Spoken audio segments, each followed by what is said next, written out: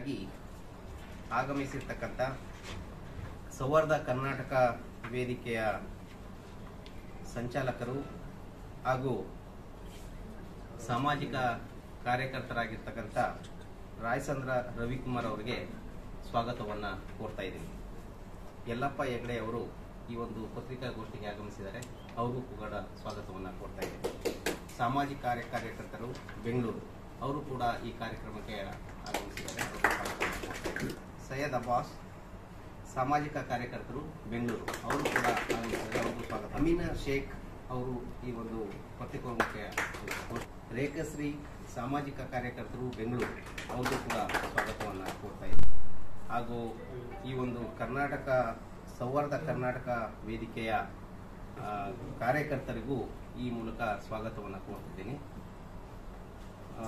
ಈ ಮೂಲಕ ಈ ಒಂದು ಪತ್ರಿಕಾಗೋಷ್ಠಿ ಯಶಸ್ವಿಯಾಗಲಿ ಅಂತೇಳಿ ಕೋರ್ತಾ ನನ್ನ ಮಾತುಗಳನ್ನ ಮುಗಿಸ್ತಾ ಇದ್ದೇನೆ. ಸಾಮಾಜಿಕ ಕಾರ್ಯಕರ್ತರಾದಂಥ ರಾಯಚಂದ್ರ ರವಿಕುಮಾರ್ ಅವರು ಪತ್ರಿಕಾಗೋಷ್ಠಿಯನ್ನು ಉದ್ದೇಶಿಸಿ ಮಾತಾಡ್ತಾರೆ. ವಿಚಾರದಲ್ಲಿ ಸಮಾಜ ಸಂಯಮದಿಂದ ಪ್ರತಿಕ್ರಿಯಿಸ್ತಿದ್ದು ಮತ್ತು ಅವ್ರು ಅಂದ್ಕೊಂಡಿದ್ದಾಗಲಿಲ್ಲ. ಇವೆಲ್ಲ ಸಂಘ ಪರಿವಾರದ ಅಜೆಂಡಾಗಳಲ್ಲಿ ಒಂದು. ಏನು ತಿನ್ನಬೇಕು, ಏನು ತಿನ್ನಬಾರ್ದು, ಏನು ಧರಿಸ್ಬೇಕು, ಏನು ಧರಿಸಬಾರ್ದು, ಮೂಲಭೂತವಾದಿಗಳದ ಅಜೆಂಡನೇ ಈ ರೀತಿ ಇರುತ್ತೆ. ಪ್ರತಿಯೊಬ್ಬರ ಭಾವನೆಗಳ ಜೊತೆ ಆಟ ಆಡೋದು, ಭಾವನೆಗಳನ್ನ ಕೆಲಸೋದು, ಅಲ್ಪಸಂಖ್ಯಾತರು ಬಹುಸಂಖ್ಯಾತರು ಅಂತ ಡಿವೈಡ್ ಮಾಡೋದು. ಹಾಗಾಗಿ ನಾವು ಅದಕ್ಕೋಸ್ಕರ ಸೌಹಾರ್ದ ಕರ್ನಾಟಕನ ಪ್ರಾರಂಭ ಮಾಡಿ ಇಂಥ ವಿಚಾರಗಳು ಬಂದಾಗ ಸಮಾಜದ ಸಾಮರಸ್ಯ ಕಾಪಾಡೋದು ಇಂಪಾರ್ಟೆಂಟು. ಸರ್ಕಾರಗಳು ಬರ್ತವೆ ಹೋಗ್ತವೆ, ಪಕ್ಷಗಳು ಬರ್ತವೆ ಹೋಗ್ತವೆ, ಈ ಸರ್ಕಾರ ಇರಲಿ ಇನ್ನೊಂದು ಸರ್ಕಾರ ಇರಲಿ, ನಮ್ಮ ದೇಶ, ಈ ದೇಶದಲ್ಲೇ ಹುಟ್ಟಿದ್ದಾರೆ ಮುಸಲ್ಮಾನರು, ಕ್ರಿಶ್ಚಿಯನ್ರು, ಬೇರೆ ಬೇರೆ ಧರ್ಮೀಯರು, ಇಲ್ಲೇ ಸಾಯ್ತಾರೆ, ಇಲ್ಲೇ ಕೆಲಸ ಮಾಡ್ತಾರೆ, ನಮ್ಮ ಜೊತೆ ಇರ್ತಾರೆ. ಯಾಕೆ ನಾವು ತಾರತಮ್ಯ ಮಾಡಬೇಕು? ಹಾಗಾಗಿ ಇದನ್ನು ನಾವು ಖಂಡಿಸಬೇಕು ಒಗ್ಗಟ್ಟಾಗಿ. ಬೇರೆ ಬೇರೆ ಸಮಾಜಗಳು ಮುಸಲ್ಮಾನ್ ಸಮಾಜನ ಗುರಿಯಾಗಿಟ್ಕೊಂಡಾಗ ಬೇರೆ ಸಮಾಜಗಳು ಅವ್ರ ನೆರವಿಗೆ ಹೋಗಿ ಖಂಡಿಸಬೇಕು. ನಾವೆಲ್ಲ ಒಗ್ಗಟ್ಟು, ನಾವೆಲ್ಲ ಅಣ್ಣ ತಮ್ಮದ ರೀತಿ ಬಾಳ್ತಾ ಇದ್ದೀವಿ, ಮುಂದೆನೂ ಬಾಳ್ತೀವಿ. ಇವರು ವೈಯಕ್ತಿಕಕ್ಕೋಸ್ಕರ ಸರ್ಕಾರದ ಮುಗ್ಧ ಮನಸ್ಸುಗಳ ಮೇಲೆ ವಿಷಭೀತ ಕೆಲಸ ಮಾಡ್ತಿದ್ದಾರೆ. ಇದು ನಾವು ವಿರೋಧಿಸ್ತಾ ಇದ್ದೀವಿ. ಈ ಕೆಲಸನ ಎಲ್ಲ ಜಿಲ್ಲೆಗಳಲ್ಲಿ, ಎಲ್ಲ ತಾಲೂಕು ಮಟ್ಟದಲ್ಲಿ ಮಾಡಿದಾಗ ಖಂಡಿತಾಗಲೂ ಈ ಮೂಲಭೂತವಾದಿಗಳು, ಹಿಂದೂ ಮೂಲಭೂತವಾದಿಗಳದ್ದು ಆಟ ನಡೆಯೋದಿಲ್ಲ. ಆ ಕೆಲಸನ ಸೌಹಾರ್ದ ಕರ್ನಾಟಕ ಭವಿಷ್ಯದಲ್ಲಿ ಮಾಡುತ್ತೆ. ಇವಾಗ ಏನು ಹೇಳ್ತಾ ಇದ್ದಾರೆ, ಅವ್ರದ್ದು ಪರ್ಸ್ನಲ್ ಚಾಯ್ಸ್ ಇದು. ಯಾವುದೇ ಒಂದು ಮಹಿಳೆ ಇರ್ಬೋದು, ಅವ್ರ ದೇಹನ ಕವರ್ ಮಾಡೋ ಅಂಥ ಎಲ್ಲ ರೈಟ್ಸು ಅವ್ರಿಗಿದೆ. ಅದನ್ನೇ ನಮ್ಮ ಸಂವಿಧಾನನೂ ಹೇಳಿದೆ. ಅದು ಬಂದ್ಬಿಟ್ಟು ಒಬ್ಬ ಪುರುಷ ಬಂದ್ಬಿಟ್ಟು ಇಲ್ಲ ನೀನು ಅದನ್ನು ತೆಗಿಬೇಕು ಅಂತ ಹೇಳಿದ್ರೆ ಅದನ್ನು ಯಾರೂ ಒಪ್ಕೊಳ್ಳಲ್ಲ. ಯಾಕಂದರೆ ಅವ್ರು ಕವರ್ ಮಾಡೋ ಅಂಥ ಎಲ್ಲ ಅಧಿಕಾರ ಅವತ್ತಿಂದ ಬಂದಿದೆ. ಅದು ಅವ್ರವ್ರ ಇಷ್ಟ. ಯಾಕೆ ಇವಾಗ ಇದನ್ನೇ ಒಂದು ಇಶ್ಯೂ ಆಗಿ ಮಾಡ್ತಾ ಇದ್ದಾರೆ? ಇದರಿಂದ ಎಷ್ಟೋ ಮಕ್ಕಳಿಗೆ ಸ್ಕೂಲ್ ವಿದ್ಯಾಭ್ಯಾಸ ಸಿಗ್ದಲೇ ಆಗ್ತಾ ಇದೆ. ಯಾಕೆ? ಅವ್ರು ನಮ್ಮ ದೇಶದ ಪ್ರಜೆಗಳಲ್ವಾ. ಮುಂಚೆಯಿಂದ ಇಲ್ದಲೇ ಇರೋ ಇಶ್ಯೂನ ಯಾಕೆ ಇವಾಗ ರೈಸ್ ಮಾಡ್ತಾ ಇದ್ದಾರೆ? ಇವಾಗ ಮಕ್ಕಳಿಗೆ ಎಷ್ಟೋ ಇದೆ. 2 ವರ್ಷದಿಂದ ಸರಿಯಾಗಿ ಸ್ಕೂಲ್ ಕಾಲೇಜಸ್ ಎಲ್ಲ ನಡೆದಿಲ್ಲ, ಯಾಕಂದರೆ ಕೋವಿಡಿಂದ. ಇವಾಗ ನೋಡಿದ್ರೆ ಇದೊಂದು ಸಮಸ್ಯೆ ಅಂತ ಎತ್ತಿದ್ದಾರೆ.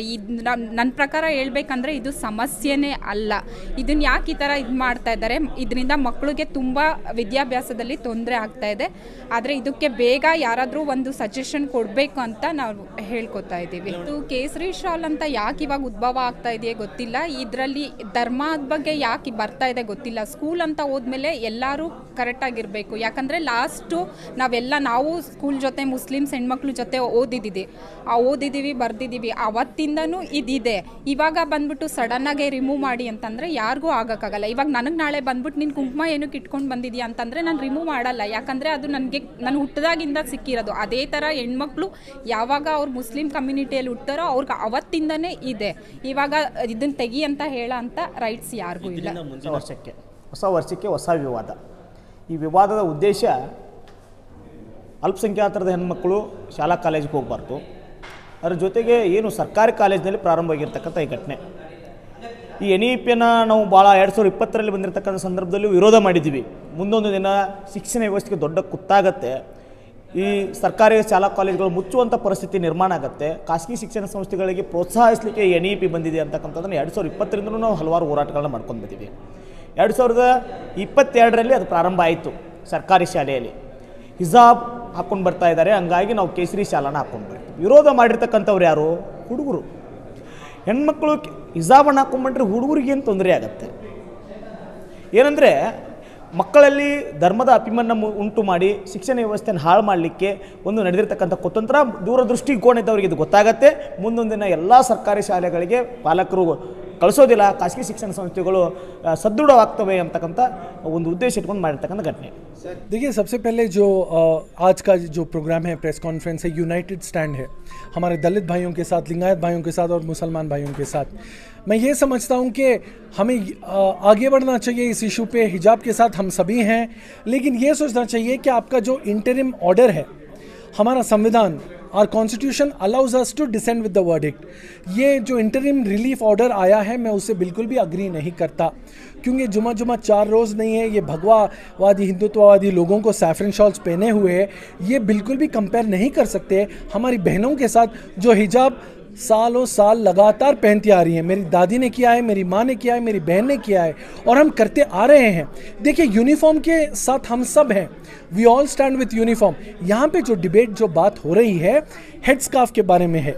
ये जो लड़कियाँ हैं, जो पेटिशनर्स हैं, सैयदा, ज़रफ़ा और आलिया, उन्होंने खुद जनवरी 5 को अपना स्कूल का उडुपी में रूल बुक दिखाया, एडमिशन प्रॉस्पेक्टस दिखाते हुए कहा कि head scarf which matches coordinated with the uniform is allowed.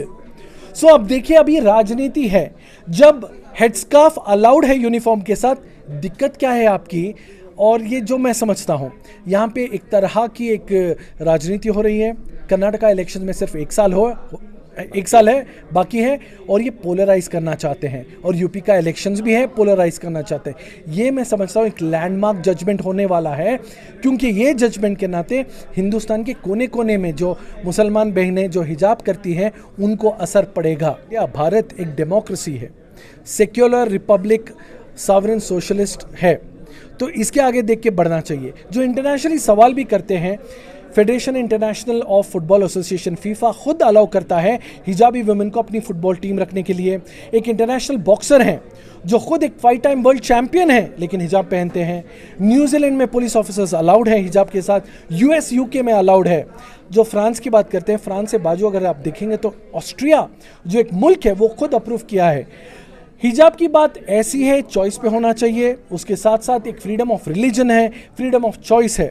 इसके बगैर हमें समझता हूँ कि हमें अब जो हिजाब पहनते हैं उससे कोई रिग्रेसिव. आज हमने एक एसोसिएशन स्टार्ट किया है, कर्नाटका सौहार्दा करके बोल के, जिस पे एसोसिएशन में सारे हम लोग मुसलमान लोग भी हैं और दूसरे जो रिलीजन के लोग हैं एक साथ आए हुए हैं, ताकि हम हिजाब के इशू पे बात कर सकें.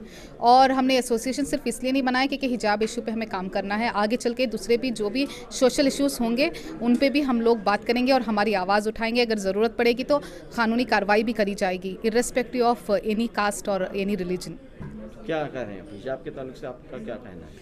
जी, मेरा तो ये मानना है कि देखिए, हिजाब का इशू इतना बड़ा होना नहीं चाहिए. हर एक इंसान का हक है, कॉन्स्टिट्यूशन में क्लियरली मेंशन है आर्टिकल 19 और आर्टिकल 25 के हिसाब से, कि हम लोगों का हक है कि जो भी अपना रिलीजन फॉलो करना चाहता है अपने तरीके से फॉलो कर सकता है अपना फेथ.